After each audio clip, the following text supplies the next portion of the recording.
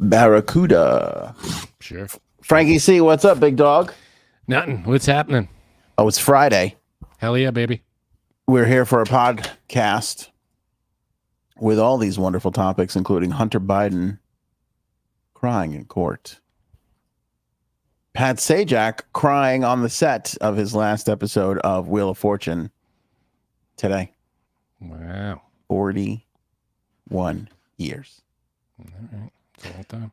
This paternity test story I'm going to share with you is the most insane story I have ever heard. Does anybody cry? Yes.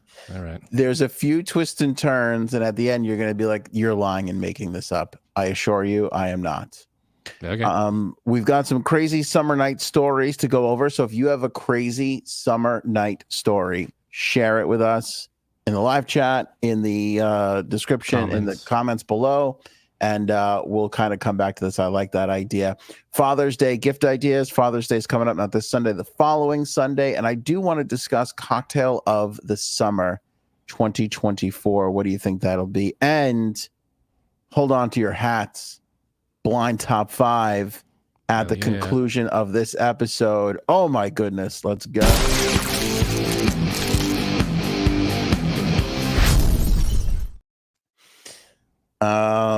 Hunter Biden crying his little eyes out in court. This is a Is there a sketch of this?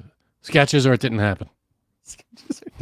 I don't know. I'll text Jake Tapper. I'll see if he's doodled something together. Okay. Before we jump into that, though, I do want to say one of the newsy douchey guys asked President Joe Biden yesterday, the day before, if he would pardon, if he would accept the terms of this court case with Hunter Biden. And he said yes. And he said, would you pardon him? And he said no. There you go. So give him credit for the class move of not getting your friends and family out of jail free. For the character move. Now, whether he does it or not, that's up for debate. But he said he wasn't going to. Right. Because if that was me, I would say, absolutely not. I will not pardon him. And then on my last day, I would pardon. I would pardon myself. See ya. I'd be like, oh, fuck you guys. I'm 80. I'm going to die soon. And I don't want my kid in jail for 25 years. He was wrong, but I'm going to die soon. So fuck you guys. That's exactly what I would do. That is why I shouldn't be president of the United States of America. Oh, that's reason number, I don't know. Yeah. Think of a high number. I would sit there in that interview and go, read my lips, look into my eyes. There is no way I'm going to pardon my son. He will serve the time for his crime. And then I would write the letter that night, put it in the drawer for the last day of the presidency. In my hand, I have a sealed envelope. Yeah. With the date on it. Actually, I wrote this the day I promised not to pardon him. Listen, actually, I might make a great president because I'm full of shit. That's a good point. I have no problem lying in public and doing the complete opposite when it comes time. You should say, yeah, I would. I'm not going to pardon him. Am I lying? I don't know. We'll see. Anthony, will you pardon your son? Absolutely not. Huh? You're winking your eye. Are you serious or not? I'm totally serious. Yeah. I'm not going to pardon my son. I look like a bobblehead. Yeah. Hold up a sign. I'm lying. Yeah. That looks good. So he cried? So Hunter Biden cried in court today because his daughter Naomi testified at the gun trial about visiting him in rehab. And she said that she was so proud of him. And that basically moved Hunter Biden to tears. I have to say, I mean, again, keeping the Biden hatred out of this whole thing, it's an emotional case because if you just put yourself in Hunter Biden's shoes for like 2 seconds, you'd have to feel like a huge piece of shit. Like, I don't know about you, but you ever let anybody down? To me, it's the worst feeling in the world. I feel like 3 times a week. We let a bunch of people down. Every Monday, Wednesday, and Friday at 8:30. And that's one of the letdowns because we start at like 9 o'clock. I cry for an hour after each show. Oh my God, it's so funny and true. Yeah, so Naomi, one of three of Hunter's daughters. This is the daughter of Kathleen Buell. She, in front of jurors today in a court, talked about visiting her dad in Los Angeles in the rehab center back in 2018 with her then boyfriend, Peter Neal. She said, quote, I visited him with my boyfriend, who is now my husband. I hadn't seen my dad in a really long time, and I know he was in a rehab facility there.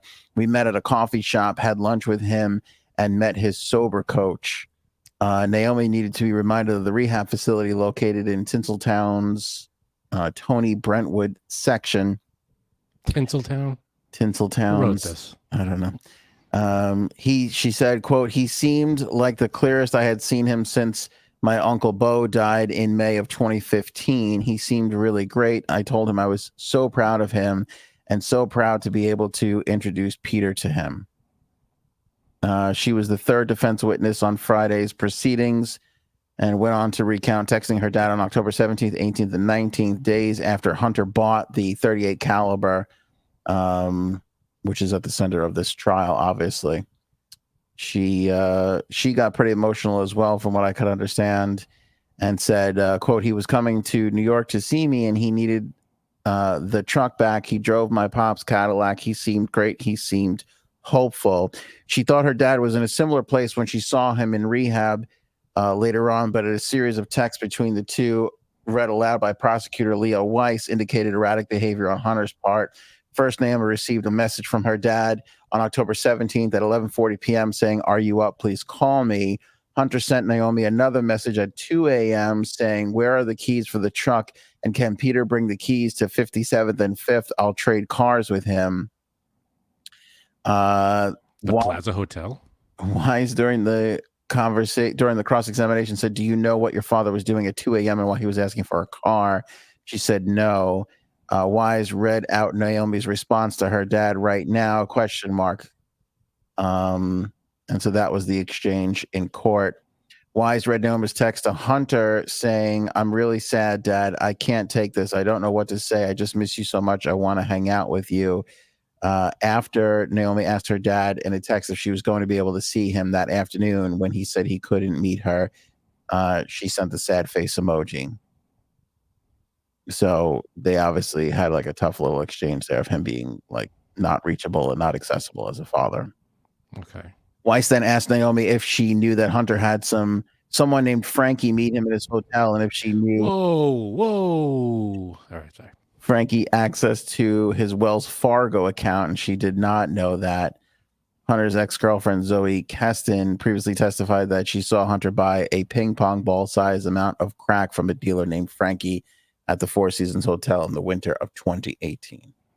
Can I just say, Hunter, he is going to prison. I don't know if he's going for the full 25 years, but he is going to prison. There's no way he wins this case. I mean, there's just no way. Yeah, I don't know what defense there is in terms of, I mean, you got the daughter, I guess, on the witness stand saying that he's rehabbing and all this stuff and whatever. I mean, I guess that shows some kind of remorse and what, I don't know, though. I don't know how he gets by on these charges, but we'll see what, you know, how long this goes. I can't imagine it going very long, this trial. No, the next thing they have to figure out is whether or not the defense has got to figure out whether or not they want to call Hunter to the stand. I wouldn't. I don't know what that gets you. Well, at least he's not saying, "Oh, I want to testify. I want to testify. I'm going to testify," and then doesn't. What did Trump do that? He did do that. Okay. Yeah. I would love to testify. And then no testimony. Oh, by the way, hat tip to Paul. Thank you. Paul was the one who sent me the clip of Joe Biden talking about the interview and him passing on, pardoning his son Hunter. Did you see the clip of Hunter of Joe Biden allegedly shitting himself at the ceremony, at the D-Day ceremony? No. Did you see that? No. It was really strange. It was a series of clips where he gets out of his limo and he just stands there staring. off into the distance. Then he looks this way for another like uncomfortable 3 or 4 or 5 seconds. And then he just starts walking. I don't know what he How was. does that mean he shit himself? Wait, well, that was just the first part of it. Oh. Then he goes to the ceremony where there's like a whole D-Day ceremony. And then he goes there and he's standing and then he's like crouches over like you do when you're trying to push your fart out and it's just not moving on you and you just gotta like you gotta put a little pressure on it. He crouches over. Jill Biden is standing next to him. Macron is standing like relatively close to him. He crouches over Frank for gotta be 8 to 10 seconds. Okay. And then slowly stands back up. Jill is standing right next to him. Doesn't look at him and like, are you like? She just keeps looking forward. And then shortly after that, she takes his hand and just walks him out of the ceremony. Just leaves relatively abruptly. Mm-hmm. So everybody online is speculating, obviously, that he shit himself. Like that. I don't know if he shit himself, but between him getting up and looking at nothing. And then the bent over thing, he had a rough day yesterday. I don't know what was going on with him, but he had a rough day yesterday. Maybe he shit himself. Long flight. He might have shit himself. I don't know. Wouldn't be the first presidential candidate that shit himself in this election cycle. Right. They're just getting so weird. This is the worst. Remember when Trump was running against Hillary and we're like, this is horrible. Like this is going to, like, we can't possibly get worse than this. I don't think this is worse than I think it's worse. You don't think it's worse than Hillary versus Trump? Yeah, Biden's old, but I still think he's capable. I think he's doing everything he's supposed to be doing. And you're right, because Hillary's bad, but I think it's worse because Trump is 8 years older and Biden is old as like both of these guys. I watched Trump on Dr. Phil for a little bit. Mm-hmm. He's more coherent than Biden. He appears to be more coherent than Biden, but I'm telling you, since the case, I can't wait for the debate. Go ahead. Something's come off the fastball with him. Yeah, I know this debate. The guy talks about, I'm sorry, I think there's different kinds of who's with it and who isn't. And I think Trump has my mind is just a broken merry-go-round. And it's just, bip, bip, bip. I don't think everything's going on. All the lights are clicking upstairs. I mean, every time he gets in front of a microphone, he goes off on these stupid rants, like about fucking Hannibal Lecter was a great guy. What the fuck are you talking about? Hannibal was a great guy. Great man, with the late, great Hannibal Lecter, who, what the fuck is that? Late, great Hannibal Lecter? Not a real person, hasn't died, and he was a cannibal. That was kind of a fictional cannibal. It's kind of a crazy take on your part. He hasn't died, but he's not real. That's what I'm saying. So what? I mean, not even the actor hasn't died. The character in the movie didn't die. Okay, I got you. That. Nobody. Okay. It's like there's nothing. Why is he late? Great. And why is he late? And why is he great? He's literally a cannibal. That's all he's known for is eating people. I don't know. Yeah, I would have voted for Hillary too. I did vote for Hillary. Oh, I thought you said I would have voted for Hillary. I proudly voted for Hillary too. Yeah, I had no problem. I don't think I would have loved Hillary to take over. I can't remember. I would have loved for Hillary to win that election. I want to say I left my ballot blank, and if I didn't, I'm gonna go with that story because I'm embarrassed to have voted for either one of them. What was I gonna say? Oh, Trump. So quickly, I didn't watch all the interviews, but Dr. Phil like literally tried to like walk Trump through like don't be a vengeful dick. And Hannity, I watched some clips of him on Hannity, and it was almost the same thing of like, what are you gonna do when you get back into office? Like fix the economy, and he's like, I'm gonna get those guys who got like he's hell bent on revenge ever since the conviction. And I feel like the people who are supporting him are trying to like guide him of like, hey, nobody's gonna guide him. Get away from this. It's not gonna work. You think you could control what he says? I think he's because he's very involved in himself, but I think he's I think he's going to cost himself a little bit if he keeps going down this path of I'm going to get everybody who got me. Because that's the thing. People love him because they feel like he's getting screwed or he's not the typical politician and he's the answer. But if he keeps it all about himself, I don't think they're going to be down with that kind of thing. But anyway, I don't want to talk about him. Let's go over to Pat Sajak, who has retired. 41 years on Wheel of Fortune, which means the two gentlemen that are in front of you right now were almost 1 year old when Pat Sajak started hosting Wheel of Fortune. That's insane. I mean, it's beyond insane. And the craziest... Was someone hosting it before him, or did he start with the show? That is a great question. I want to see how old Wheel of Fortune is. Yeah, check on that, because that's a great question. I want to say he was the first one, but you never know if this is one of those trivia things where they were like, they fired some other dude 3 weeks into the show and he took over. So, but what I think is crazy is I'm like, oh, I wonder what the last show is going to be like. And I'm thinking to myself, like, what would you do for a last show after a 41-year run? You'd think you would put like a clip package together, remember the best times, like get to know him, like all this stuff. He literally said like a couple of things at the top of the show and then I didn't watch the whole thing, but he kind of went right into a regular show. And it kind of reminded me of like, oh, it's a weird thing. Like the same thing with Bob Barker. Like everybody loved Bob Barker. And we were like, oh, isn't Bob Barker great? And then you realize, oh, we don't really even know Bob Barker because all he does is host a show and show zero personality. Bob Barker had some personality. That's a bad choice of words. Yeah. You're right. It's not the person. They had personality, but we don't really know them. We don't really know who they are. You know what I mean? That's true. Like, remember when Pat Sajak... Pets. That's true. Sorry, I stepped all over your line there. I apologize. Okay. You want to take it again? We'll cut it out. We're good. Okay.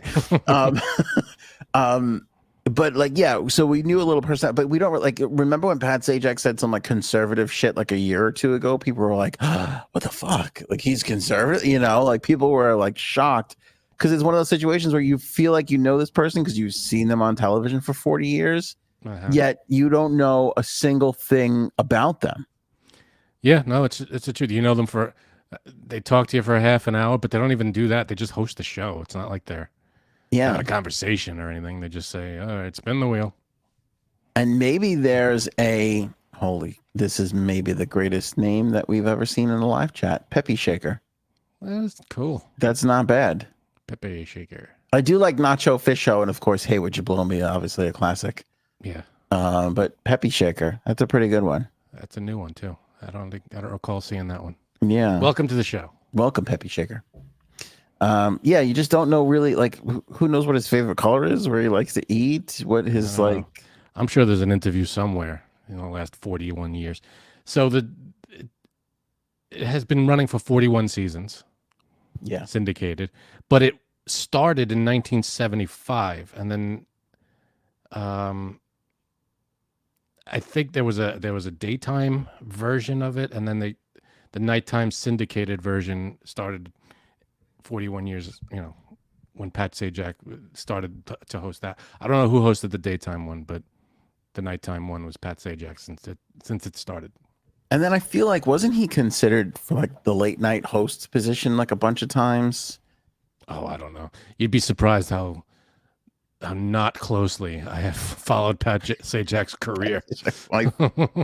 I know, it's one of those weird things. And like all he did was just quips about like, oh, that's a crazy answer. You know, like that's really all he did for 41 years. 300. Yeah. No, nope, like, there are 2 T's. And like slowly open an envelope. Like that's really, you know, don't get me wrong, he was great at it. Yeah, but I feel like it was pretty much cookie cutter by week 2. Right. Well, to be fair, they changed the show a little bit. Remember back in the day, they used to you had to go through the room of prizes to pick out which ones you wanted to spend the money on that you won. No, I don't remember that. You don't remember that? Yeah, they used to go. You used to win I don't know how much money or whatever it was for the grand prize at the end. You win like $10,000. Then the camera panned through a room full of prizes. Oh, I'll take that washing machine. I'll take the statue, the this, the that, and I vaguely remember this now. Yeah. Yeah, it was a weird thing that they did. And then they put the cards in. I remember that when they started putting the cards in the extra little wheel that they had to spin. I think they still do that. Wheel. They still do that. Yeah. Yeah, they pick up the card in the end. Yeah. Yeah, it's a lot of wheels on that show. Oddly, and I feel like this is a direct dig because they film not Wheel of Fortune, Price is Right in just like chunks. Like you go there in a day and they film like 40 episodes. Knock them out, baby. Drew Carey works for 6 hours a month. Like it's insane. And so today's Price is Right, the contestant, you know, the Showcase Showdown? Sure. How if you, people might not know this, but if you bid on the Showcase Showdown and you're within $100 of the price, you win both. Right. The guy who bid today was within $1 of his Showcase Showdown. That's pretty good. It was like, what if you get it exactly? I don't know if you get anything else. I think it's just within 100 because it's so crazy. I mean, $1 nuts. Imagine he bid $39,500 and it was $39,501. 501. Where did that $1 come from? I don't know. They couldn't shave off $1. Yeah, it's kind of nuts. But I feel like they chose to air that episode on the day that Pat Sajak had his last episode. And you'll never call me J Sabs if you want. You'll never convince me otherwise that wasn't somebody over there going, let's do this big one today. Let's save this for the last day of Pat Sajak to try and steal some headlines back. Because look, it worked. We're like, oh, by the way, fuck Pat Sajak's last day. Did you see this on Price is Right? You know, we're totally doing it. Yeah. Great freaking game show. Plinko. Doesn't get better than that. Oh, Plinko's the best. So, I agree. Yeah. So Aaron has a story about Vanna that I'm going to butcher if I tell it. I don't want to ruin it. Why doesn't she come on and do it? Yeah, Aaron, if you could come on, that'd be great. I don't want to butcher the story. I'm gonna mess it up. Okay, I think she's coming on. Okay. Somebody said, I'm trying to find the comment now, but they were like, do you remember when we were like totally obsessed with Vanna White for a while in the country? Oh, here we go. Cristela, good name. Sounds like a vodka. Just saying. You have the new Cristela. It's very smooth, vanilla-y, and delicious. Anyone else remember the public obsession with Vanna White for a while? Yeah, for 41 years. I feel like on and off for a long time. I feel like somebody needs to pull Vanna in a room and go, Vanna, we have to talk. We've been reviewing your face and it has to age at some point. Like you can't just keep doing whatever you're doing to do that. Yeah. And I feel like she's just clearing her eyes in this area because everything else looks like an old lady, but this is still like being pulled, you know, it just seems nuts. Okay. So, Aaron is here. This is exciting. I feel like this story is going to be like, I went to high school with Vanna White because I feel like Aaron had a... Not very nice, Anthony. I'm not that old. But I will tell you that when I was in second grade... I didn't mean it that way. I'm just saying she went to high school. I feel like every story is like, oh, my sister went to high school or I went to high school with this person. That is true. My sister went to high school with a ton of people. But this one actually happened to me. I was in second grade and we all got to write to a person, a famous person, and see if they would send us back an autographed picture. And I got one from Vanna White because I thought she was the coolest. I still kind of think she's the coolest. But I took it to the bus stop and I took it out and I showed some fifth graders and they were like, she just posed in Playboy. And I was like, what is that? And they were like, it's a magazine where everyone takes their clothes off. And I was like, no, that doesn't exist. That's not real. And they were like, no, it is. And she did it. And when it came time for my time, I was like, no, I don't have anything. Like they didn't write me back. And I took it home and I gave it to my dad and I was like, burn it. You know, like I was so angry. And what's weird is that my dad was actually going over with me, like safety deposit box stuff. Like, and he's like, you know, what your sister gets and what you get. He's like, you have a very, very, very tiny piece of gold. That's yours. That's not your sister's. You got that at your christening. And I think an autographed picture of Vanna White. I'm like, cool. So he kept it. Well, he just didn't want to. Yeah, he just thought it was kind of, I don't know, but he did. But anyway, those things are mine when I guess my parents die. It's Hey, really that's big weird, time. What's worth more, the gold or the autograph? I'm not sure. we don't know. You did said it was very time. I'm going to need the exact size of that gold to determine this. I'll let you know. We're going to go to eBay and see whether an autographed. I wonder if, I mean, it must be sort of dated or like. Oh, yeah, it's even if 88. it's 88. Wow. Yeah. You thought Vanna White was the coolest. I love that part of it. Well, wasn't she? Well, back in the day, she used to literally turn the letters. Now she just presses the screen. Yeah. I miss those days when she had to physically turn each friggin' thing. When she had to work for it. Yeah. Right. Now she just taps the screen. And she's sticking around for Ryan Seacrest. Ryan Seacrest is taking over. I saw a couple people asking I'm shocked. who's taking over there. It's Ryan Seacrest. Can we, I mean, there's no one else in the world. He has to get every job. Yeah. It's so sick of it. It's like we're gonna host New Year's. You're gonna do Ryan and Kelly in the morning, or whatever the hell that was. You got the Z100. You're on the in the. Is he still doing that? I know he's still doing it. Right? Yeah. Is he still on Z100? He still does Z100.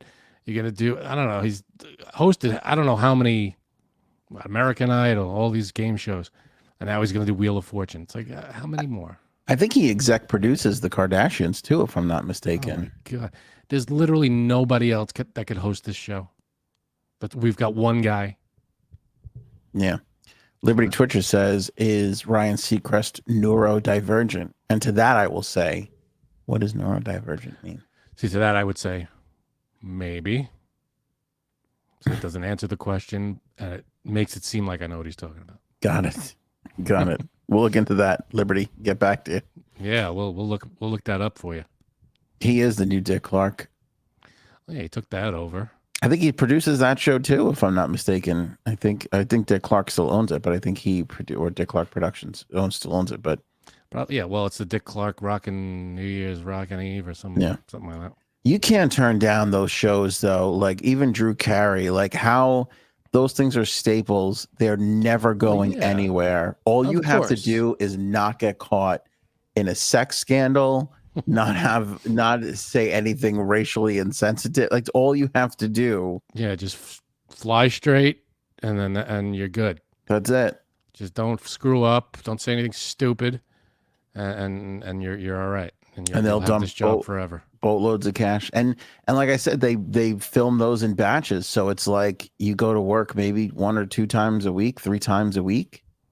And it's a seasonal thing too. And it's just like, and then you're off for like, you could get a whole, they could probably negotiate it that you can work for 2 weeks, do 3 days each of the 2 weeks, and then have the next 2 weeks off. And you still have enough shows for the following month when it's going to air. Freaking crazy. And Sajak had it down. He'd be like, yeah, let's go to Hawaii. Let's go to Disney World. Like, let's go to all these places and film. And then he would just take his family on vacation. Guy was living the dream for 41 years. Big time. Big time. Yep. Just for saying, Vanna? Oh. 3 R's. Sorry, there are no T's. Yeah. RSTLNE. They never changed that. Never. And then he would say the same thing when one thing would pop up. Oh, not a lot of help there. Yeah. You got 10 seconds. Talk it out. Talk it out. That's right. He would say that. He would say that all the time. It never felt like 10 seconds either. It always was like, I feel like that was like 5. That feels like 5. It's never. Yeah. I've always like, it was too fast. Because by the time the person gets anywhere near anything, it's over. They talked about Vanna. I didn't know Vanna was in Playboy. I'm going to have to look that up after the show. Well, who isn't? Yeah. Please, to the person who's constantly sending me foot pictures, send me a couple of Vanna White nudes instead, just to break it up. I told you I was sorry about that. Some people, a lot of the audience, I love. First of all, I love all of them, and they send some interesting and fun stuff. Some people just send downright weird and bizarre things. I don't even know what's happening. Hey, people want you to see their feet. What do you don't judge. What if they're really nice? It's not even their feet. It's like, did you see these feet? Oh, that's wrong. What was I talking about? Vanna doing Playboy. Right. Should get it for Playboy now. That would be amazing. Just old lady Playboy. That would be. Playboy still. I don't think so. publishing stuff. Anyway. But Ryan do they do Ryan physical Seacrest is going to exec produce Playboy. He's going to revitalize it. Welcome to Playboy 2024. Now it's a game show. What I was going to say was, I think it's great that Vanna's still there. Remember, they tried to screw her over, and she wound up getting a raise and all that kind of stuff. We talked about that a while ago. But I think it's good because Pat got his time. He got like his whole year with all the attention and everything, and now maybe she'll stick around for another year or two or whatever, and then they'll send her on the farewell tour and milk that for a year, which is good, rightfully so. They deserve that kind of stuff. I remember supposedly. Go ahead. Yeah, no, Vanna hosted for a little while. I guess Pat was on vacation or whatever was going on. Yeah, and she did a good job. She did. Fine. This freaking thing. I don't know why this thing is off, but we're good. She proved that virtually anybody can do this. Like this. Hey, no, she's good. She knows what she's doing. Plus, she's been on the show for 30 years at the time. And she got the gist of how it goes. Who turned the letters then while she was there? Nobody. They just put it on a remote. She ran from back and forth to the line. My one complaint about that show. Sorry. What? My one complaint about that show is they should always have the puzzle on screen. If it's in a little box in the corner, when they're looking at the contestants or Pat or whoever, or the wheel, if they're spinning the wheel, you can't see you go like 15 seconds without seeing the puzzle. You want to have the puzzle on screen so you could try to work it out and figure it out.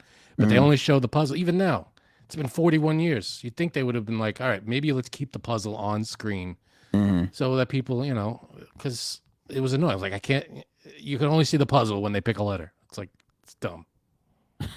You are striking a chord. Don't apologize. You are striking a chord with Christella. Thank you. Ryan Seacrest, make that happen. Yeah. That should be his next thing. Keep the puzzle on the screen so we could constantly try to work it out. Well, you ever watch like NASCAR these days? You can like put it on your TV, and then you could put it on like an app and watch like 7 different angles. Like you could watch one angle from the car. Like Wheel of Fortune should have an app where you see the wheel all the time. You see the contestants all the time. Forget the app. Just give me the little box in the corner. I don't need an app. I don't have to hook up 100 things, download this, sign up for that, subscribe to. No, just put the fucking thing in the middle of the corner of the screen so I could watch the show, pay attention to the stupid stories, watch them spin the wheel, and then work on the puzzle while everything's going on. I don't want to. I'm not trying to ruffle any feathers here, but let's ask the people what they want. I think wrong. See, I think app. Now you get to play along at home live as it's happening. Yeah, that's okay. That's a different thing, though. That's step 10. Let's work out steps 1 through 9 first. Let's get the board on the screen all the time. Get the board on the screen first. Maybe you know what? I was gonna say let's digitize the wheel, but no, I like the physical wheel. You need that physical wheel, yeah. And you have to pick up the cards when it's a prize. Yeah, I do. They still pick up the card too, don't they? It's like a little card. Chip, whatever's free spin wheel. Little thing. I like that. That's fine. But definitely, I don't know why they have to like lean over. Like they gotta maybe lift the wheel up a little so they don't have to lean over the console to grab the spokes of the wheel. Yeah, it's true. It always seems like it's out of reach and a pain in the ass to spin. It is an uncomfortable. Yeah, you're right about that. They never fixed Nobody's ever worked on that. Can you pick this up a little higher so I can, No, we want you to lean over the thing. Yeah. So you're just about to fall onto the wheel. Yeah. Three games I want to talk about with Wheel of Fortune. Oh, they never did. Like they've done celebrity stuff, but not often. They have it all the time. Sure. Do they? Yeah. I feel like Jeopardy's more known for like celebrities and doing special games and Champions Weeks and all that kind of stuff. Special games, sure. But what's weird is I feel like I've seen more celebrity Wheel of Fortunes than celebrity Jeopardies. Really? I feel the exact opposite. I feel like it's once a year for celebrity Jeopardy, if that. I can't remember what was the last celebrity Jeopardy? I have no idea. We're on a different algorithm. You go on like Hulu or something, there's a whole celebrity Wheel of Fortune friggin' thing. I didn't know. Fucking thing. I didn't know that was on Hulu. Or one of those fucking thing. I don't know. I think it's Hulu. 3 games I want to talk about. 1, Wheel of Fortune is the most exciting game in the casino. Like, even I feel like That's we're true. not huge slot players, you and I. No. But if I go to sit down, I'm probably going to sit down at the Wheel of Fortune game for whatever reason. It's just so exciting. Yeah, because there's it's not just spin the thing. It's spin the thing, and then you got a chance at the wheel, and the wheel spins, and you get bonuses and all that stuff. Yeah. I'm into that. That's fun. But when I do a slot machine, it's either that or it's Star Wars. the simple, like, I don't know, there's like a poker one. You have to get like, the simple ones where there's only like 3 lines. I'm not a fan of there's a million things on the board. You don't know what the hell you're rooting for. It's just whatever happens. It's like the board looks like a complete mess, and all of a sudden this happens, and you're like, oh, I won something. There's like, I don't know if it's like a pyramid theme, Egyptian theme. There's a mummy, a pyramid, a sarcophagus, and it's like, what the hell am I looking at? Like, I don't mind that there's different shapes and different images, but when they connect in weird ways, I'm like, how did they, what? Yeah. I don't Nobody like knows what's happening. With the 3 lines, it's like cherry bar and fucking whatever the hell. At least I know what I'm rooting for. All right, 3 bars or 3 cherries or whatever the hell. Yeah. This thing, I'm like, if the machine tells me I won, then I won. Yeah, that's why I like the Wheel of Fortune. I feel like it's just, I don't know, it's like universal. You could just see it. And then do you remember there was a little time when then they put a big flat, so the regular one was like, there was like a wheel on top, like Frank said, above the things. But then there was one where they put a whole wheel in the middle of like 5 chairs all around the wheel. Do you remember that one? That sounds familiar. And so you would play your own little thing. And then if you hit the bonus, the big reel, like that was like laying flat, like the real wheel, you would spin around and you'd get to watch it. That was amazing. That was such a good time. So that's game 1. I know. Let's fucking go right now. Let's fucking go. Let's go, baby. When was the last time you were in Atlantic City? Oh, I don't even remember it's been a long time. It's been years. I don't know when. Same. Before COVID. Same. Well before. Game number 2. Do you remember? I can't remember if it was on the computer or Super Nintendo, but there was a video game of Wheel of Fortune. I remember that vaguely. And it was kind of cool because it was like so dated. Like after a while, it was like really old things. And what I remember most about it, and this is, we're talking about in the 90s, right? It would be, there would really only be like 2 or 3 characters, like drawings, but you could get them in every skin shade possible. And it would just be so racially insensitive. Like it was just awful, but it was like, it was just trying to hit all, I think it was the first attempt to try and just like cover all the races, the world. I remember that game. I think it was Super Nintendo. That sounds right. I remember I started playing it and then I hated it because it felt like homework. Because you had to, like, if you're trying to solve the puzzle, you had to go through, and it's almost like when you have to type in your information on a website or something, and you have to there was like a time limit, and if you didn't do it in time, Yes, it was like, oh, S, and then you got to scroll down to T, and it's like, oh god, this is annoying as shit.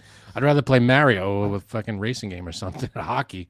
And then I'm sitting there trying to spell I'm going to the movies, you would have it right, and then you're on the I in movies, and then you realize you put I going to the movies. You're like, shit. Like, shit, I gotta erase the whole fucking thing.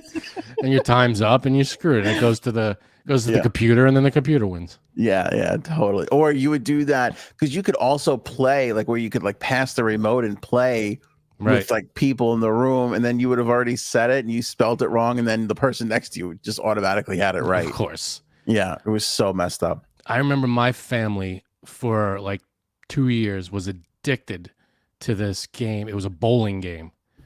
It was I think it was called 10 Pin Alley or something like that. Yes. Do you remember that game? Yes.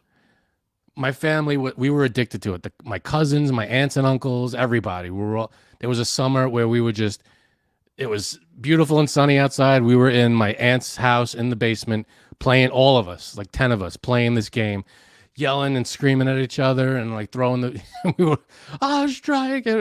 It was hysterical. And It was like the most fun we had with these video games. It was so cool. We were all just, for some reason, we all kind of just bonded over this one game. Yeah.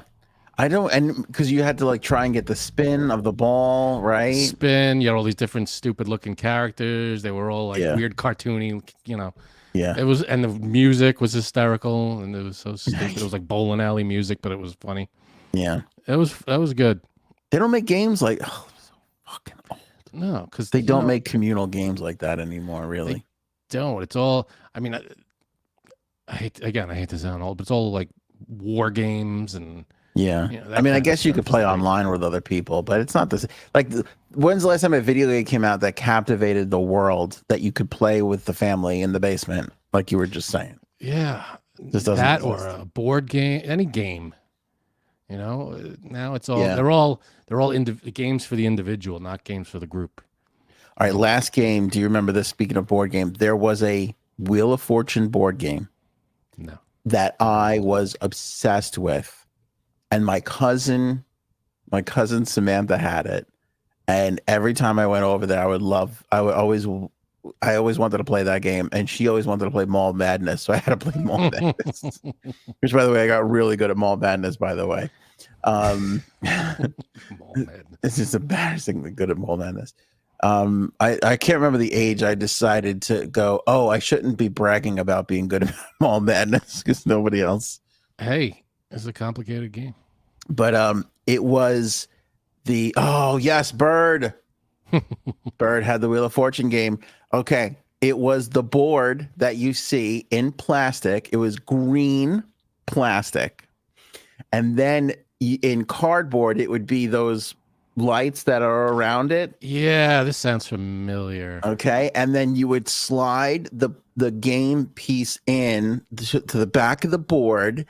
And the front of the board were these green tabs, and you would have to slide a tab over when you got the letter right. But how would you know which tab to slide? I think that's a great question. I think one person had to be the host. I hope so. Because I feel like I remember always having like an adult like moderate it and be like the host, because they would pick the puzzle out and you would slide it in, and then the bottom I think had like the category on it, so you knew the category, and then you would just go through and you would and it had like the little thing you would flick it with your thing and it would go around, and that's how you would land on the money and everything. Board games are great. And I'm not Bird, help me out here. I think you had to like write down your score on like a piece of paper. I think they gave you like a pad of paper. You had to like write down your score on it. You know what? I could never understand how they scored it, and thank God they modernized it with computers. Is bowling, actual bowling. Oh yeah. I can't imagine having to sit there with a pencil and paper trying to keep someone's score with bowling. I have no idea how it works. How to add up? Like, okay, you got a strike, but how is that different from a spare? And what numbers am I? How the hell do you add up bowling scores? No idea. Thank God for computers. Yeah, I'd be lost. we went bowling recently with the kids, and that my son was trying to explain to him like the turkey and everything and how it's worth more. He's like, and so I bowled 2 strikes. He's like, "What do you have now, Dad?" I'm like, "I don't know. I have no idea. Don't ask me." I don't know, whatever it says on the thing. It says 0. There's the last like 3 things will be blank. You're like, yeah, I don't know what it's supposed to be. It's gonna add it up when I don't get a strike for some reason. I don't know how that worked. For some reason, everybody before 1990 knew how to keep score on a pencil and paper. How? Flawlessly too, right? Yeah. How did you know? There were no rules posted anywhere. Bird also had Mall Madness. Mall Madness fucking ruled. The fact that you could like swipe a credit card, like you put the credit card in the machine and it like knew. I was just like, this is space age technology. Yeah, this was mind blowing stuff. Did we talk about? I don't know. We didn't talk about today, but I feel like we have in the past. Mousetrap. Yeah, we've talked about Okay, we Mousetrap. did. Yeah, a bunch. Yeah, a bunch. Okay, look at this. Somebody just sent this to me. Let me put this up. There's the Wheel of Fortune game right there. That was it. Yes. Cannot believe this. Okay, so you had to have a host because you don't know where those letters are. Right. The thing. Okay. Yeah, and I forget how they would know if you could see it on the back or if you had a card with it, maybe. I don't remember how they would know. Because why is there 2 spaces between team and of? And how would they know that? Oh, because do you see the little underline, the black lines, the underline of each letter? Oh, that would okay. That would peek underneath. Yeah. And see, now that's clever. you would know there's a letter there. Good job, people at They Press figured Move. it out. Yeah, and I remember that. Oh my God, that gold like thing around it. Oh, and that's the dry erase board that Bird was talking about. So when somebody would guess the letter, you would have to exit. So you knew, oh, that letter was already guessed. And I don't know if you can see it, but the spinny thing on the board, oh, nice. Zoom in it. The spinny thing on the board is shaped like a dollar. I'm pretty sure my middle finger doesn't function properly because it was such hard plastic and you'd be flicking it. It would just be like pain like you wouldn't believe. Yeah, you'd think they would have come up with something better than no, they got to flick it with their finger. It's like, yeah, is that the best we could do? Yeah, I know. All That's it. Bird, do you remember how they knew the board or where it was and all? No, it's like you said, that's the lines. That makes sense. But how did you know it was an H? Somebody has to know what's behind. Oh, right. Somebody has to. Yeah, but I remember those slidey things so much. Hold on, here's my arch nemesis in Mall Madness. That's J Sabs. What up, J Sabs? What up? Did you have any of these games, Mall Madness or Wheel of Fortune? Mall Madness. Yeah. I don't know how much these. Oh, here's the thing up here. Look, do you see the thing 81. Yeah. 81. I wonder if that was like a corresponding number where you would just read. Oh, like thing. It's the 81st puzzle. Yeah. The thing category. I guess Bird says the host puts the card in so they knew the puzzle. I guess you have to memorize. What a boring job of a host. I mean, I don't get to play the game. I have to sit here and host. But it's kind of fun though because you were Vanna White, you were Pat Sajak, and you were Pat White. You just got because you got to flick the little thing down. All right. I could still remember the sound of it and the feeling of that little. Forget that thing.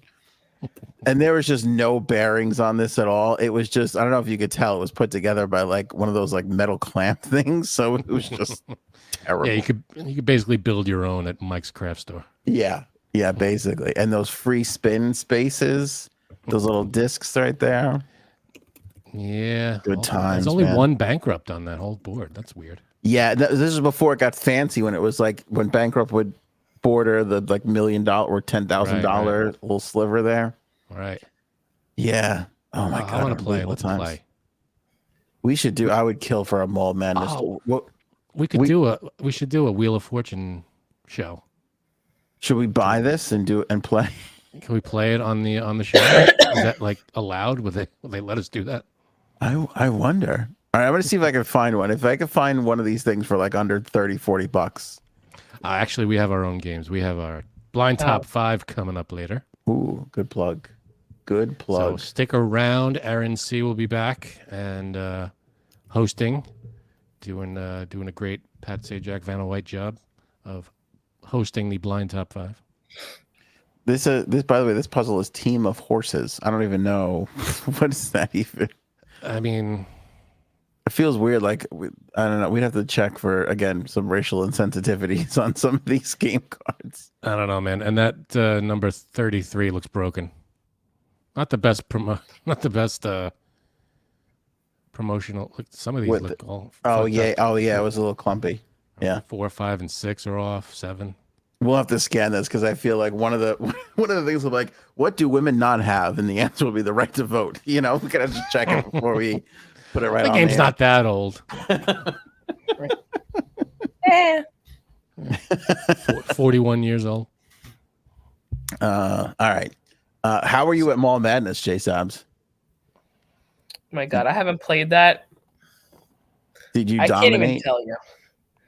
I dominate when I go to the mall now. So what was the game? Wait, you're only on the second subject? Yeah, the other ones are very fast though. Oh, goodbye. You say that like you stay for the whole show anyway. What are you worried about? Well, I can't wait because we were at Adventureland, but I thought you'd be I thought you'd be almost there at the top 5. I had like an allergy attack at the freaking place because it was so Was it windy by your guys' houses or no? Nope. Today? Not It really. got No. so windy there. Just now, I would say probably like between 7:30 and 8 o'clock. It was crazy. No, not by us. And usually my neighborhood is a freaking wind tunnel. But no, nothing here. What was the game with the telephone? Oh, dream date? Something That date. it? Mystery date. Mystery date? You're right. Did you have mystery date, J Sabs? No. Dude, Didn't have that one. we need to just buy old games and go have game nights. That'd be great. Wouldn't that be great? You know, I'd love that's to do something game we could. nights. We always talk about doing the podcast somewhere. I feel like that is something we could probably do and have a fucking blast at. It's playing these old school games. I love it. Let's go, baby. Right? And then we could have like Aaron do a blind top 5 live. That would be a shit ton of fun. Blind Top Live. I got nothing. You abandoned ship very fast, that rightfully was so. bad. All right, listen to this paternity test story. Okay, this sounds like it's going to be a doozy. Here we go. Husband and wife married, okay? Yeah. Kid's like 3 or whatever. Husband starts to go, I hate to say this, but I think I might need a paternity test here. I don't know if I'm the father. Kind of keeps coming up over the years. By the time the kid turns 5, the husband's demanding this paternity test. Finally, the wife relents. Goes, fine. They go and take the paternity test. Turns out he's not the father. Oh. Oh, Maury. Okay. What else did they find out? Uh-oh. Turns out she's not the mother.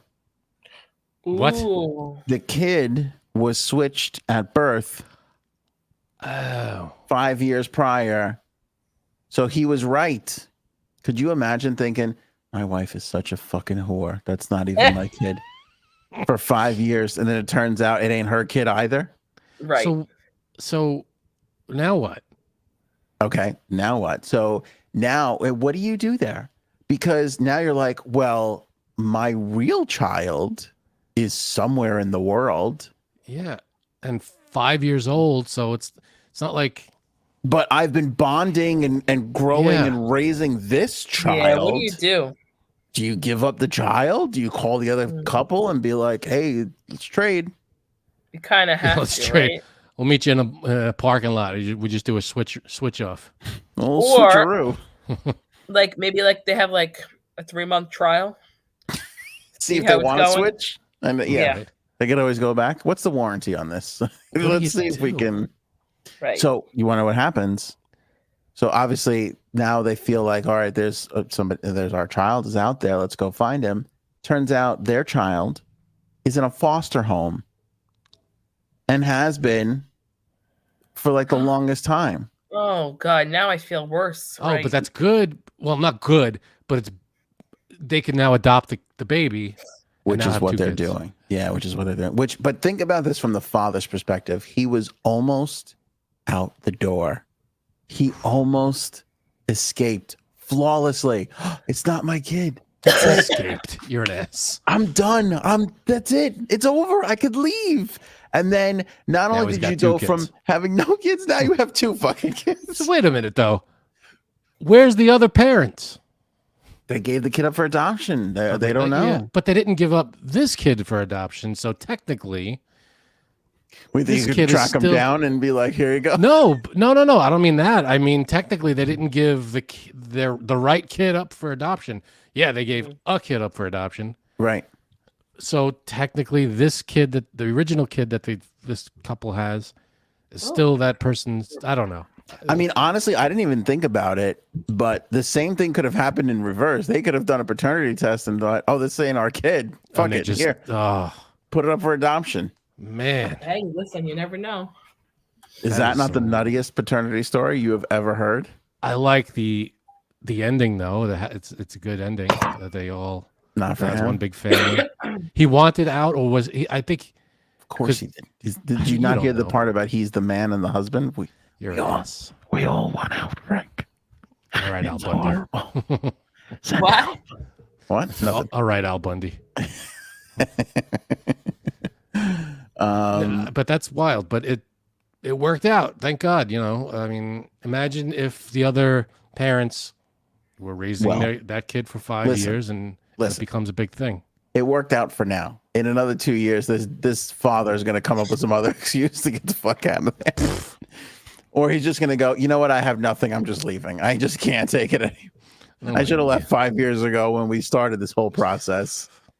You're just making up a backstory on these people. You don't know who they are. A lot of projecting in this story. A lot of projecting. Yeah.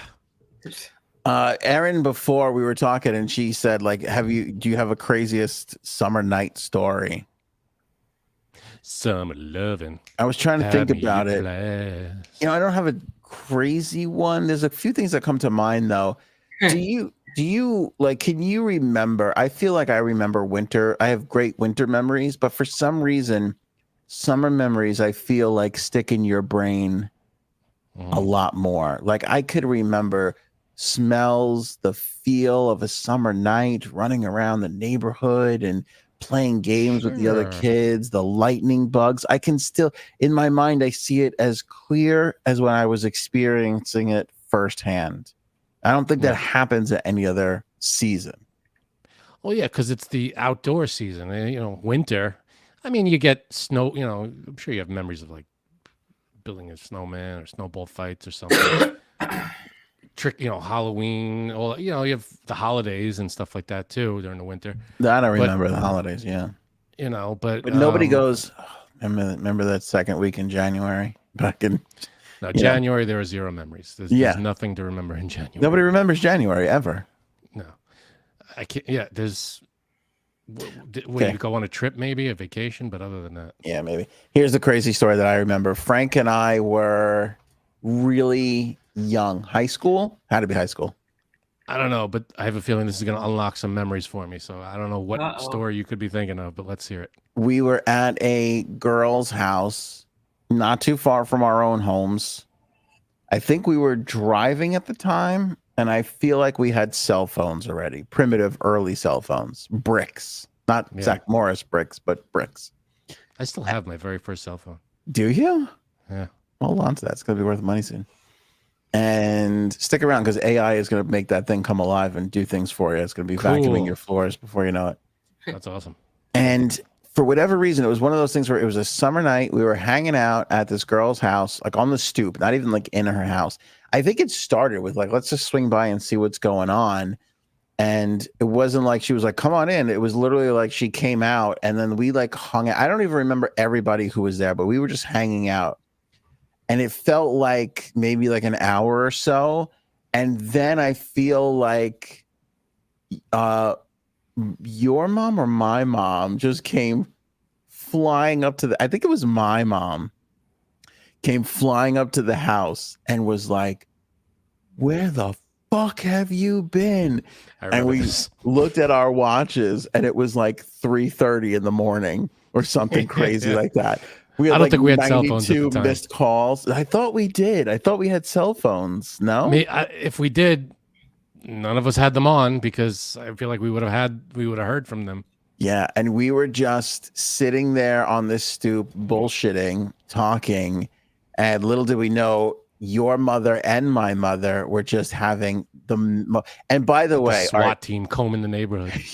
Just to give a little context to this, Frank's mother is the most calm. Excuse me. Sorry. Tried to find that mute. She's the most calm and just serene, like, and my mother is the most polar opposite. Like, my mother will panic. Yeah. My mother worries when the sun comes up. Like, she just. Like my mother. Like, yes. Like, I don't think anyone's worse than my mother. There's no one worse than my mother. All right. Recently, I called my mother. I texted my mother and said, there's nothing wrong. Can I call you right now? Call her up. She says, yes. I call her. I go, there's nothing wrong, Mom. I just had a question I wanted to ask you. She goes, are you telling me the truth? Is there really nothing wrong? I'm like, I don't know. Why would I call you and tell you there's nothing wrong if there's something wrong? Look, what would be the purpose of calling you then? A 40-year-old man, a husband, father of two. Notice I had to preface twice. There's nothing 41. wrong before we even got into a conversation, and she still was panicking about what it was. So, to wrap up the story, Frank's mom totally calm. My mom a fucking nutcase, and we were missing for so long that even Frank's mom was like panicking. She flipped out on me. Do you remember? And didn't she call? Did she call my mother and Probably. like got her to come and get us? And I just I can remember. imagine. Is my son with your son? Yeah. I don't know. I And thought he now was with yours. suddenly I'm not home, and now they're on the phone with each other, and it's late at yeah. night. And they didn't know this person. Feel like it was early into our friendship. So it wasn't like I was at Frank's house or like they would know where to go, or a couple of the other guys we hung out with. It was like a new thing. And they were I just remember that was the angriest I think my mother had ever been. And then to connect with you and hear that your mom laid into you, I was like, wow, this was bad. My mom had a rule: hang out, go out, stay out. I know your friends are, it's just, she knew everybody. Hang out, till whenever. You don't have a curfew, but don't go be out all night. The one rule was I have to know where you are. That was her rule. And this one night, for some reason, we it sounds like a dumb excuse, but we all just lost track of time because we were just hanging out, and we didn't. I don't know what it was, but we just didn't pay attention to it. And it's weird to say, but there wasn't. I think we had phones, but it's not like people were like, "What time is it?" and would look at the phone. Like back then, people still relied on a watch, and we were kids, so none of us were wearing a watch. It was easy to let that time just kind of like slip away. Yeah, that was a hell of a night. Never forget that one. And that's another thing where I can remember like the lighting and like how it was, and like I vaguely remember who was there. Yeah, we got ripped apart that night. Yeah, I just remember my mom being like screaming at first, but then also calming down. Like she was near tear. It was one of those situations where you realize very quickly she's not being an asshole, that you're the asshole and absolutely. You fucked up.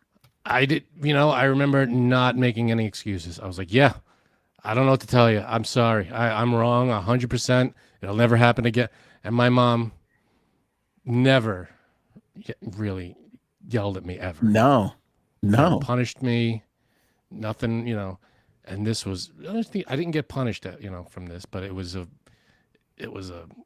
she yelled, and then it was like, all right, I just want to know where you are. Just let me know where you are. But like I said, when I found out that you got in trouble, I was like, oh, this was really bad. This was like really fucked up. Janine, did you ever do that? You have something like similar to that?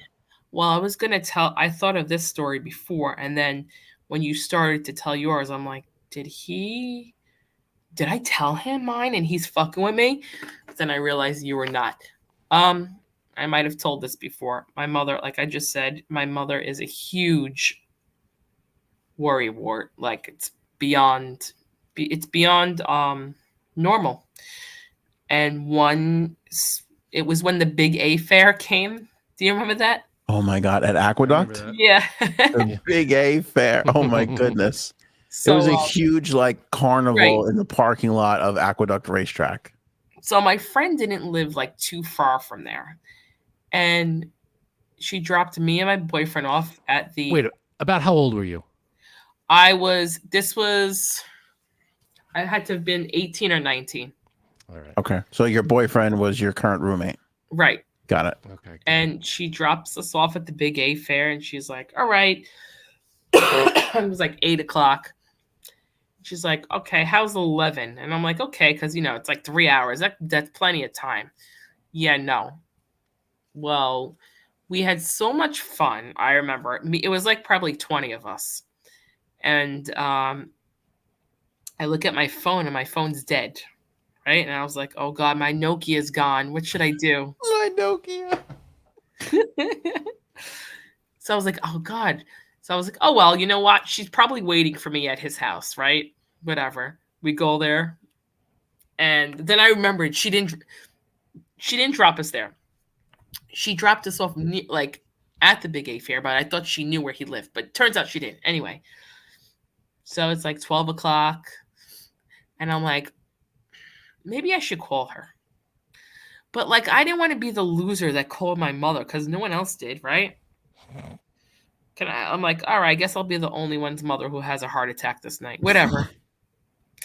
So I call my house, and my father picks up, and he's like, "Hello," and I was like, "Oh, where's Phyllis?" I'm busy inventing plaid. Why are you annoying me? He's like, "You're gonna get in so much too. You're in trouble." And I was like, "What did I do?" And he's like, "Your mother. She went fucking nuts. She called the cops. She called. She called all the surrounding precincts to see if I was. I don't know. She called hospitals." I'm like, oh my God, that's rough. Because my phone just went straight to voicemail because it was dead. So anyway, finally, he's like, she's taking your brother around searching for you. And I was like, oh shit. You weren't always at the Big A Fair? You went back to someone's house or something, you said? Yeah, we were at the Big A Fair the whole night, and then we went later on to his house. Oh, right. Okay. So now I have to. I'm like, I remember. I'm like, Renee, what's your phone number here? He's like, why? I'm like, because I'm gonna get in trouble. So I gave my father the number, and then my mother came to pick us up. My brother's in the front. He's laughing at me because he's like, "You're in trouble now," and I was like, "Eat a dick, bro." And then that was it. I got in trouble. I wasn't punished, but I got yelled at. Yeah. What happened? Yeah, it's always rough getting yelled at. Yeah. But it's amazing that we just don't, when you're that age, you just can't even conceive that anybody would give a shit this much because you're like, I'm fine, I'm here. I mean, you have no concept of your parents don't know where you are. About you. Yeah. And also, do you remember what it was like to just not be constantly tethered to the world? Yep. I was gonna say it was a different time back then. Even though we had cell phones, it was not like now. You couldn't do anything on them except my boring. My cell phone, my first cell phone was the all it had was the numbers on it and a screen. The screen was about that big, square, and it just it was green and it had black lettering. Yeah, that was all. There wasn't there's no internet on it. You could just text, but it took 10 years to text anything. Yeah, and make calls. That was all it was. That was my first phone. We could never go back to that where you're like, oh yeah, I guess call me when you get near a phone. Right. So like, no, like, could you imagine not texting somebody and getting an answer? Always near a phone. So the Nokia predated the Razr flip phone, which I had. I don't know if anybody else had. I gotta find my old phone. It's great. I actually, what's weird? I often have when I dream about my cell phone, it's my first phone. Are you for real? Yeah. You have deep psychological issues. Whenever my cell phone makes an appearance in my dream, it's my old original phone. Yeah, because, but it's weird because I have it as a backup to my current phone, and but it's charged and it's it works, and I'm like, oh, my new phone is out and is not working, or its battery's dead, but this one works and I can make calls, and it's always in my dream for some reason. I don't get it. TD says, not true. My Nokia had the snake game on it. The snake, that was, I feel like, a later version. The original, all the original phones, or just like Frank said, it was like one line of screen that you saw, and that was really it. Right. And do you remember? I remember the first time you could switch the face of the phone, and I bought a clear white one. I took off the face. I put a clear white one on the phone so you could see like the insides of the cell phone. Do you remember when you could switch the faces of the phones? I remember that. Those were good times. I remember before that, my mom had a car phone in a piece of luggage that was my God, really? It was like this big. It was you had to unzip it, plug it into the cigarette lighter in the car for it to work. For it to have power. And then the phone itself had the numbers on the back of it, and you pick it up, and it would be in like a little piece of suitcase. It looked like a Wow. I don't know, like a little small tiny piece of luggage that you like a gym bag, like you'd unzip, and the whole phone would be in there, and you pick up it'll be on a wire, Yeah. and we'd bring it with us on like trips, like if we went like upstate, to the camping or something. Can I tell you something? And we've known each other for what, 31 years? Something like 30 years or so. I had no idea up until this moment right now that your mother was a drug dealer in the 80s. That's unbelievable. Isn't that weird? No, That's drug so dealers exciting. in the 80s. We had the beepers. That was the big drug dealer. Oh yeah. But who had a phone back then? Like your mom dealt drugs. She had a phone. So that her clients could get in touch with her. Right, Christine, the bag phone. No, us drug dealers had the remember the beeper? Did you? I had a beeper for like 10 minutes. Yeah, we all I had a hated them. Yeah, I we all hated had it that. though. Oh yeah. Oh my god, doctors and nurses still use beepers. Do they really? Yeah, and it's like a network in the hospital, So it never goes down. but they still get paged that way. Hmm. Isn't that weird? Yeah, I guess so. That is weird. I had a joke and I was like, don't say that. He bailed on it. I was bailing. Yeah, I Wow. was like, do I want to get in this much trouble? No, I don't. Father's Day gift ideas. I've had two people come up to me and go, what do you want for Father's Day? Like two people that aren't my wife. Like, what do you want for Father's Day? Like, what's a good Father's Day gift? And both times I found myself not being able to give a real answer, which was either A, leave them alone for the day. That's like the Yes. best gift you can give I them. like That's a that. good one. Or B, another chick. I mean, you can't really say that to a lot of people, though, Frank, without them getting angry at you. Brand new upholstery on the cuck chair. Brand new upholstery. Yeah, like how do you, I don't know. Like they were like, well, I could do this. Or I'm like, what do you get an adult? Like there's no person on the planet less gift worthy than an adult male. Oh God. They have ideas for there are ideas for gifts though out No, there. not ideas. I'm talking about just worthy of a gift. There's just nothing that like, and I mean this is very sexist, but when you give a lady a gift, like it means something to them. Yeah. And it's like, oh, I always wanted this. It's different. It's just different. They enjoy it, whatever.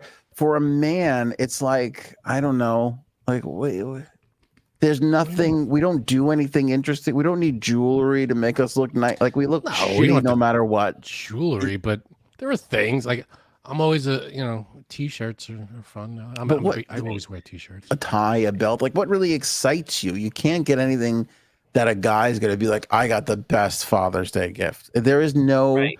like the best not Father's Day true. gift you can give us is a cigar, a glass of bourbon, and That's leave good. the house. That's the best, and that's a shitty thing for a human being. That's not bad. There are things Whereas though. women and children can enjoy gifts and it's worthy for gifts and you feel good about giving them gifts. With a man gift, there's nothing good about it.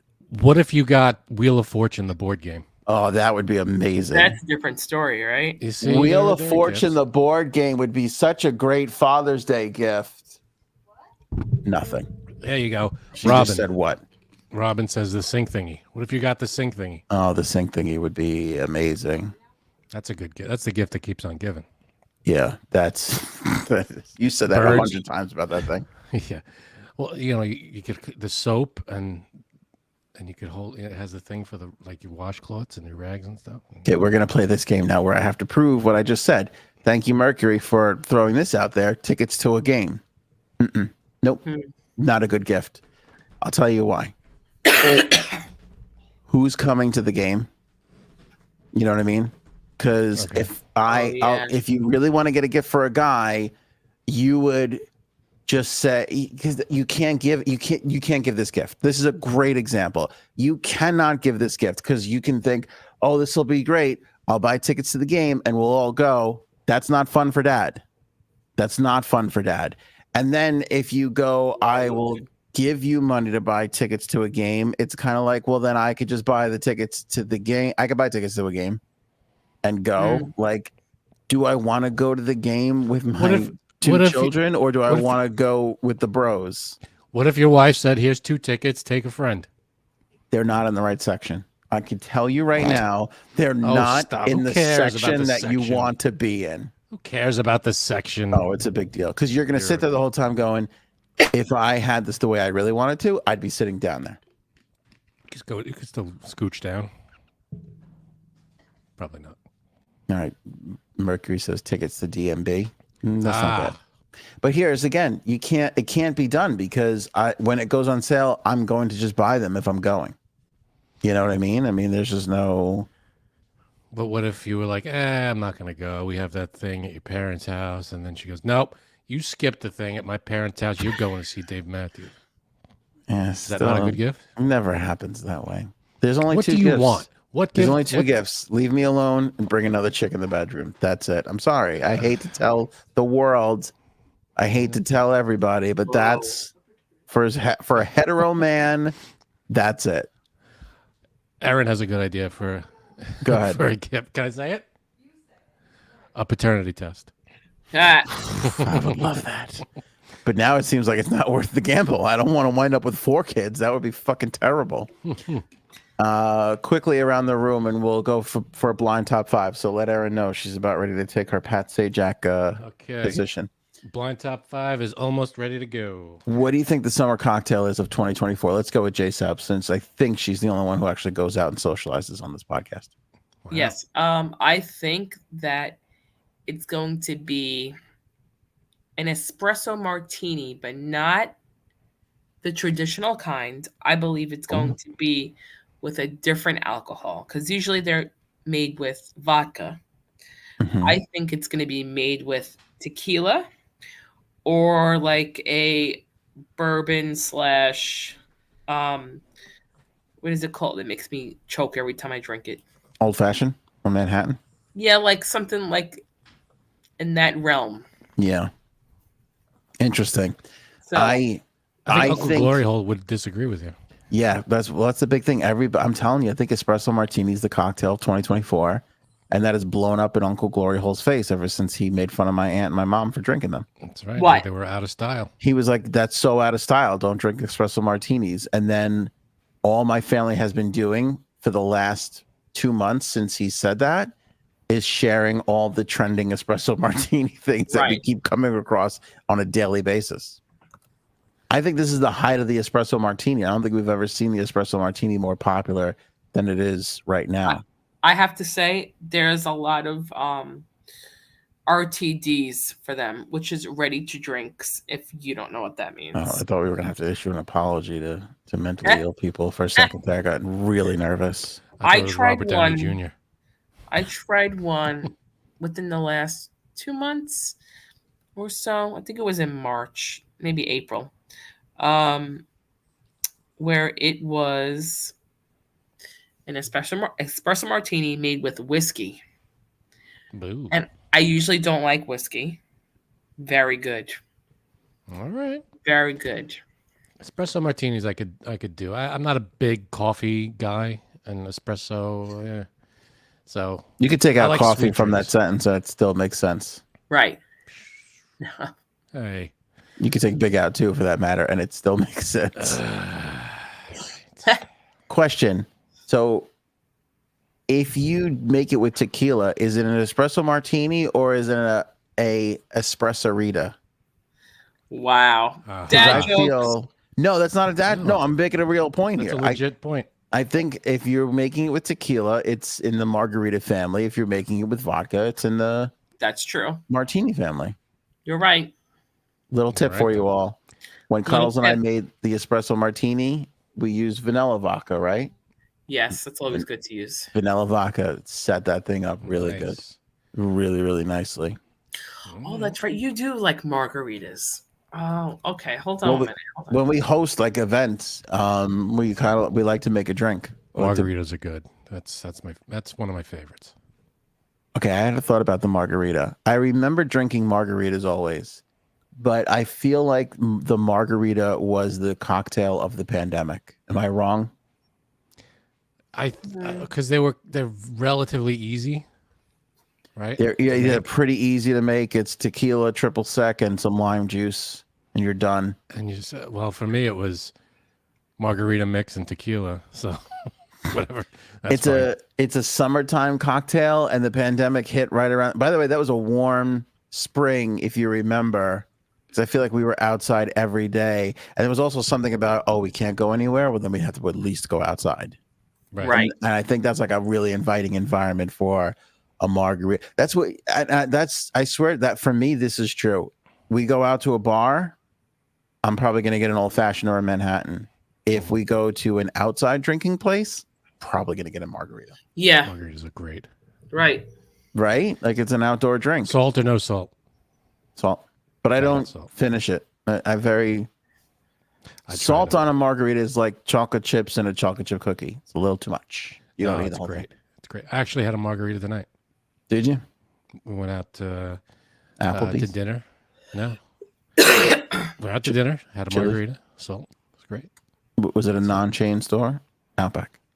It was Outback. Nailed it. Was it really Outback? It was Outback. Oh, what's that? Like you know him. But still good. I know the man. I didn't know his mom was a drug dealer, but I didn't know. Like, Janine. What, 'cause she had a car phone?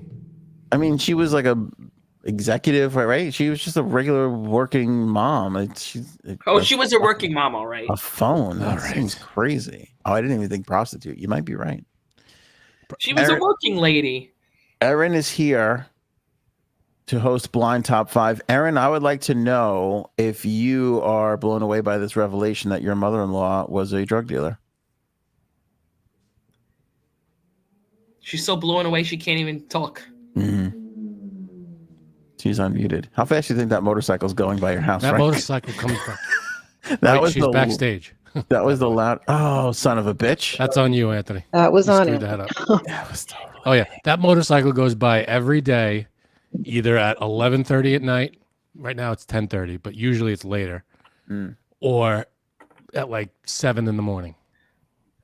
Oh, it's like every morning. It's insane. Motorcycles. Erin, when we make a Blind Top 5 board game, will we have and use the same materials? God, Oh my! I was really coach trying to hold that one. Take two. Never mind. It doesn't matter. All right, Erin's ruined. here. Erin's here. Blind Top 5. See, this is why I don't want to come in because No, I you're- freaking it's annoying. This thing is so annoying. My allergies are killing me. You Clarity. have not felt well for like 3 months. Have you looked into the fact that you might have AIDS? Because I feel like you're declining very quickly. I You took know the what AIDS should have test happened? pretty quick. No, I'm not gonna. Never mind. You abandoned that one too? No, abandoned it. Nope, wasn't gonna say it. You sure you don't want to throw it out there? Nope. Is it later on? It'll Okay. start a whole thing. I'm not gonna do it. Okay. He's gonna say I have long COVID. I bet you. No, I was Is gonna that what say you you were should have gonna got say? the vaccine. Oh yeah, no. No, that's See, I told you we'll start a whole thing. All right, so blind top 5. all right. Blind Top 5. Here we go. The Pat Sajak of podcasts. Erin C is here, everybody. Let's hear it for Erin C. Let's go. Thank you. Okay, so this is just like a silly little one because we're just doing it light tonight. It's just remaking the movies that exist with you guys one at a time. We have the Sweet. visual, Frank holding up the things, the titles, and if you like the idea, put be it at Vanna 1. And if you don't like the idea as much, put it at 5. Stuff in the middle, stuff like that. Only 5 tonight. So it's our podcast hosts and you and other people replacing actors in famous movies. Okay. Okay, I need to get a piece of paper here. Give me one All right. sec. I have a few questions because I don't remember I remember doing this, but not really. So Sure. Frank's gonna flip something over, and one of us is gonna be replacing an actor in a movie, and you have to decide if that's a movie you want to see or be I'm in. going to explain the movie just in case anybody hasn't seen it and who's playing who and all that stuff. But they have to decide. We have to rank who if we want to see it or if we want to be in it. If you'd want to see this movie Okay, got it. All with right, the new people in their roles. got it. Okay, so blind top 5. This is where we are replacing actors in a movie, and you have to decide if that's a movie that you want to see. You rank it 1 to 5, 1 being the one you want to see the most, 5 being the one you want to see the least. Okay. All right. The first one Here we go. is Mission Impossible AOA Protocol. Anthony is playing the Tom Cruise role.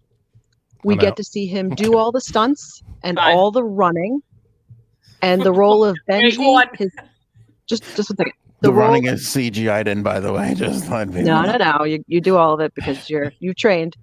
Just like Jay Sab's becoming an astronaut. You did all the training and you can do this.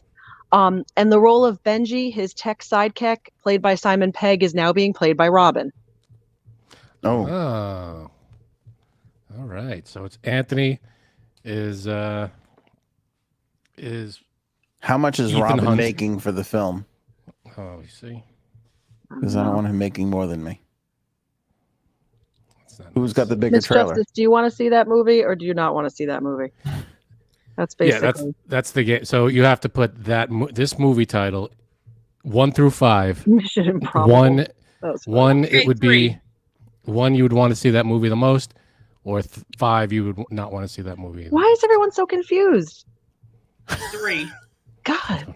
Okay, I'm putting it at number 5. I do not want to see that movie. Oh, Lindy said, "What's the movie called?"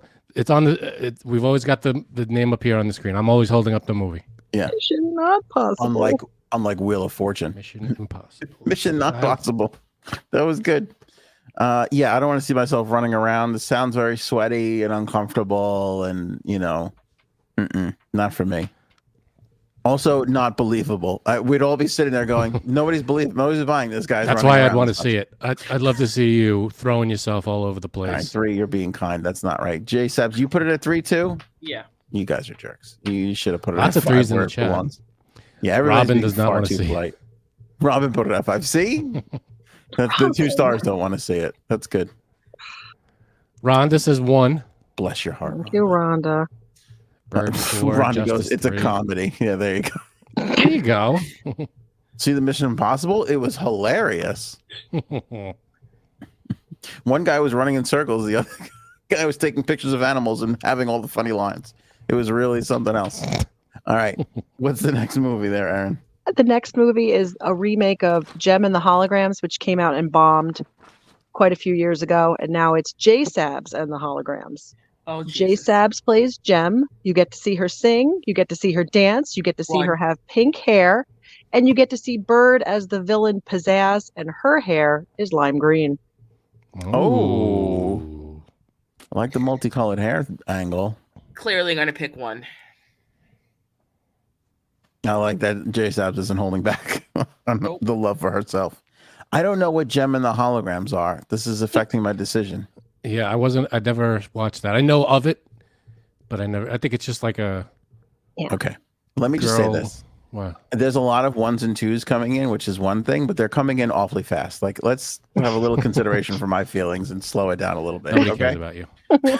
This is I got it in at 4 because I'm not a big Gem in the Holograms. I don't know much about that, but I know. still, I guess you don't have to if it's J Sabs and Bird. I guess that's what you're there for. Oh, I'm a big J Sabs and Bird fan. Not a Right. also lime green hair. I like that on people. You don't get to see Right. that every day. All right, let me ask you a question. Is there nudity in this film?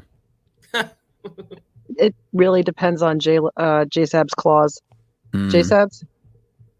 Clearly, I would definitely do it. Okay. Oh, then definitely 5. I guess that's what the holograms are then. Yeah, are the Right. holograms involved, and who's I guess the getting naked? holograms are your boobs.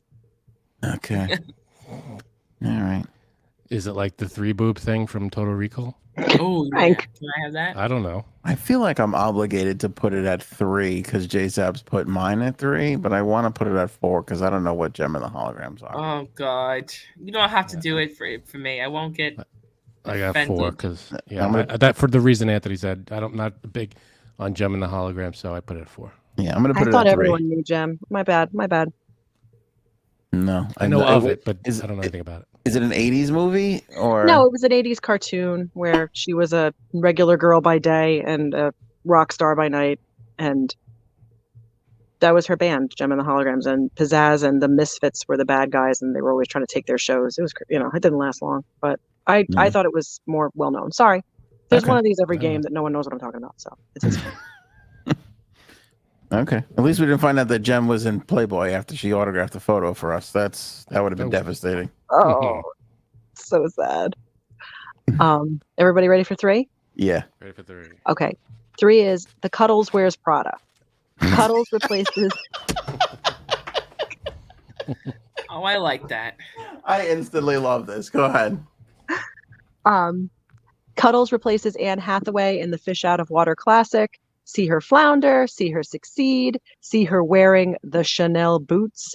Also starring T.D. Freelancer in the Meryl Streep role and Mercury in the Emily Blunt role. Oh, good casting. Oh, wait, Right. wait. I'm sorry. There's nudity in this too, because you said you see her flounder. No. You see her. Oh, come on. That would be fantastic. I would love to see Cuddles in that. And her flounder. I think she would be good. I think in this version, though, as soon as the Meryl Streep character mouthed off, Cuddles would slap the ever-loving shit out of her and get fired. So it would be a different kind of a picture, but it would be good nonetheless. J-Seb, stop spitting at us. J-Seb says 2. Who's knocking something? Somebody's kicking, That's tapping. me. Okay. All right. I say 1. J-Seb's 2. Frank, where'd you put it? 2. 2. Wow, scores big. Yet again, Frank has put in the middle and I know. saved first and last. That's the way I play this game, baby. Every I open up month. 1 and 5. That's it. It's so funny. I can't give those away right away. You hold on to those like grim death. I do. 2 for Robin, 1 for Ray. This is very popular. Wow, this is a good one. Yeah, this is really, really good. Sorry, Bird and I think the same thing. We have 1 and 5 left. You might as well just get lime hair. All right. I might. Yeah, let's go. Number 4. Okay, this one is replacing Star Wars The Force Awakens with Star Wars The Frank Awakens. Oh, And geez. Where am I putting this one? Frank, do you have the dog ready? Oh, yeah. Okay, Frank is the role of Han Solo. Our dog Dexter is the role of Chewbacca. He looks so shocked. He looks terrified. I didn't agree to be on the show. He's like, "Can you please take that out of my butt? Thanks, Frank." He just got up here and goes, "Wait, this isn't Joe Rogan." Oh, okay, Frank is the role of Han Solo. Our dog Dexter is the role of Chewbacca, and Paul Collier is the role of Kylo Ren, who is now Collier Ren. See the adventure, and if everyone makes it to the sequel. I love it. Well, 4 because 5 is gone. Gee, where am I putting this one? Janine hates it. Okay, can I tell you something? I mean because 2 is gone. Oh, okay. But you're not willing to put it at number 1. 1 is me. Oh, that's right. I forgot. Okay, I forgot. Okay, I'm going to tell you. I have 2 and 4 left, and I'll tell you why I'm leaning towards 4. I love the dog. I love Paul being in it. I like the whole angle. What I was really looking for with the Frank Awakens was the movie starting with the side table getting a beating. Yeah. You don't know if that could be the opening. Maybe. Like there's a crawl, the script that crawls, and then I just swing my arm and punch the crawl right off the screen. So I'm gonna put it at 2 because it's there you go. I like Dexter there, and that Dexter gets it up to number 2. Everybody wants Dexter in their movie. Yeah. All right, J-Sab's put at 4. You put at what, 1? What do you think I put it at? You egotistical bastard. Plus, it's Star Wars and my dog. What do you? No, I don't want to see me, Star Wars, and my dog. I want to put that at 5. No. Those are your top 3 favorite things in the world. Right? Your poor wife at number 4. Jesus. Oh, that's insensitive bastard. All right, Aaron, I'm ready for this last one. Okay, you'd probably think it was me who's the last character, but it's not. And we're also including 3 new people that I've never included in stories before. And it's a take on Abbott and Costello meet the Invisible Man with Christella, Linda, and Rhonda Faber-Green meet the Invisible Roommate. Oh my God. They meet, these 3 ladies meet J-Sab's husband/roommate as the Invisible Man, wacky hijinks, misunderstandings, kooky craziness, and no visible husband to be had. Who's watching it? I wish I wouldn't Right. have picked number 1. I like this idea, but Oh, it's I 5. like this too. Rhonda, that's why I asked if you were still here. 5. 5 for Oh. J-Sabs? Oh my goodness. I have to put it at 5, but I don't want to. Right, same Yeah, here. this sounds good. Like to see the roommate and get in the mix. If you Damn it. exist. I have to put it at 5. It's the only one I got left, but I would move it up if I could. I also am going to immediately, you put that at 5, that's a tough list. I also would immediately love any film where hijinks ensue. It's just my favorite thing. You got to have some hijinks, and Do you they ever have to notice ensue. that nothing else ensues and hijinks does nothing else either, It's true. Hmm. right? Chaos sometimes ensues, but number 1 is hijinks. Oh, does chaos ensue? Yeah, I think chaos ensues. You're right. In this house, it does. Hey, I don't know. I'm going to question that. I don't know if I've really ever heard anybody say chaos. Maybe. Dexter ensues. Maybe. You're right. I'm not going to fight you. But It's Friday. nobody ever goes, hijacks go on. You'd be like, what? Hijinks? You mean what did I say, hijacks? Let me take it I again. said hijinks. Nobody ever says hijinks goes on. No, it's true. You're right. You're right. The number 1 thing that ensues are It's hijinks. hijinks. Yeah. It's hijinks. Because people would be like, goes on. Do you mean ensues? Is that what you're saying? Man, I checked out of this whole thing. What are you talking about? We're ensuing someone? Yeah. I would love who's the Canadian singer who sings well? Brian girl. Adams? No, the famous girl. Celine Dion? Thank you. I would love to hear Celine Dion sing. My heart will ensue. That would just be the best thing ever for me. You're an ass. This was a great one. That was a Thanks good for one. letting me on it. Yeah. Everyone And have a Great job. wonderful weekend. Christelle If you is so new. So wait, did you just like write the last one? I did leave it open because I wanted to include new people who were here tonight. Mm. So these ladies Topical. have been vocal. There These it ladies is. have been on the ball. So they are going to meet the invisible roommate. Oh, That's there's my exciting. phone. That is exciting. Did Great you come job. up with the concept before and just fill it in with the ladies, or you just came up with the whole thing just now? I came up with everything except for the people who were going to be in the last one Nice. earlier. And then today I just was stalking the chat to see who was Good here. job. Nice and who job. knew. She did Um, give me the dog, though. She said, hold That's on to true. Dexter. So you're going to need him That's as a funny. visual for the thing. I said, okay, I don't know what this is, but okay. She literally prepped for this with the fuck it, we'll do it live. Yes. Yep. I'll write it, we'll do it live. Do it live. Just one last thing. If you guys like the feel of childhood summer, you might want to pick up my book, Oval. A lot of it takes place in the summer of childhood for these kids. And Yes. that's the last thing I'll say about it before I say happy weekend. Have a great night. Bye. Take Great care. job, hon. Yes, pick up that Oval book. It is available on Amazon. Link is in the description below. Oval is a great summer read. Recommend it highly. Written by Erin. You know what we have to do on the show one day, and hopefully Oval will be in this list one day? We really have to compile a list of the greatest summer movies. Yeah, movies about that take place. That it's about the summer. It has to be about the summer. A movie that just so happens to be in the summer or summer's part of the plot. No, Do you know what I mean by a summer Yeah. movie? like you ever see Summer Rental? That's on the list. Summer John Rental. Candy. Yes. That's a Yeah, great that would movie. that'd probably be a contender for top 5, I would guess. Your wife's on my whammo. Right? Like we really need to maybe I don't even know when we'll do this, but we have to put this When we come back. yeah, when we come back from summer vacation. We'll do this. But great summertime movies. Yeah, Nothing better than the hijinks that ensue in a summertime movie. plenty of hijinks to be Yeah. ensued. Ensuing. Ensuing.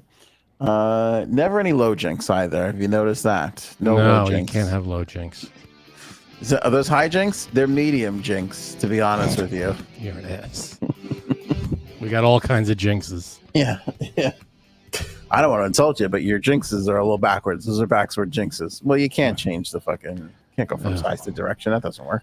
All right, abandoned ship. Okay. We reached the end. There it was. Yeah, there it is. That's that little up. metal thing at the end of the train tunnel. We ran right into it. Yeah. We went off the track past that thing. Exactly. So we're off for a week now, right? Off for a week, yeah. We'll be away, so we'll do some member stuff. I'll put some fun little behind the scenes member stuff, and there'll be highlights and content coming out. We're gonna dip into some older things too, and just have fun with it over the next week. So stay tuned to the channels, man. Facebook, Instagram, Become TikTok, a member. Twitter, become a member here on YouTube, AnthonyOnAir.com. Follow it all. If you need all the links, it's all at AnthonyOnAir.com. Frankie C, you have yourself a good week off, my friend. You too. Enjoy, everybody out there. Thanks for joining us. See you in a week. Show me potato salad. Maybe we should go now. Go ahead.